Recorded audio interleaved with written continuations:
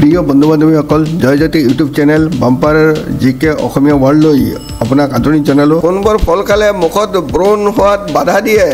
উত্তৰটো হ'ল বন্ধুসকল, যি ফলবোৰত এণ্টি অক্সিডেণ্ট আৰু এণ্টি ইনফ্লেমেটৰী গুণ থাকে সেই ফলবোৰ শৰীৰত ব্ৰণৰ সৃষ্টি কৰাত বাধা দিব পাৰে।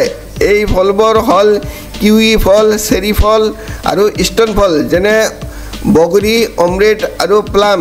কিৱি ফল হৈছে ভিটামিন চি আৰু ভিটামিন ইৰে ভৰপূৰ আৰু উচ্চ আহাৰযুক্ত ফল। বগৰী বি কমপ্লেক্স ভিটামিন থাকে, যিয়ে ছালৰ ৰং আৰু টেক্সচাৰ উন্নত কৰাত সহায় কৰিব পাৰে। কোনটো ফল খালে মুখৰ দুৰ্গন্ধ দূৰ হয়? শুদ্ধ উত্তৰটো হ'ল ভিটামিন চি প্ৰচুৰ পৰিমাণে থকা ফল, যেনে জাম, বগৰী আৰু চাইট্ৰাছ জাতীয় ফল।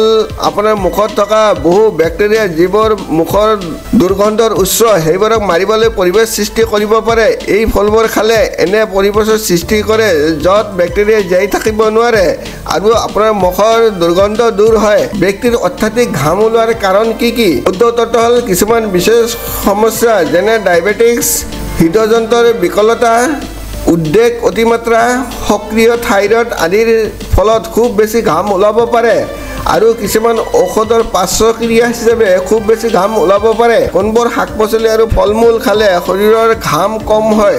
অনুগ্ৰহ কৰি চেনেলটো ছাবস্ক্ৰাইব কৰি বেল আইকনটো অন কৰি ৰাখিব, যাতে মোৰ নতুন নতুন ভিডিঅ'বোৰ তৎক্ষণাত পাব পাৰে। ভিডিঅ'টো লাইক আৰু শ্বেয়াৰ কৰিবলৈ নাপাহৰিব। শুদ্ধ উত্তৰটো হ'ল কিছুমান শাক পাচলি আৰু ফল মূলে ঘাম কমোৱাত সহায় কৰে য'ত পানীৰ পৰিমাণ বেছি থাকে। তাৰ ভিতৰত ফুলকবি, কচু, বেঙেনা, ব্ৰকলি, তৰমুজ, কমলা, ষ্ট্ৰবেৰী, তিয়ঁহ আৰু আঙুৰ আদি অন্তৰ্ভুক্ত। চোৱাৰ বাবে অশেষ ধন্যবাদ।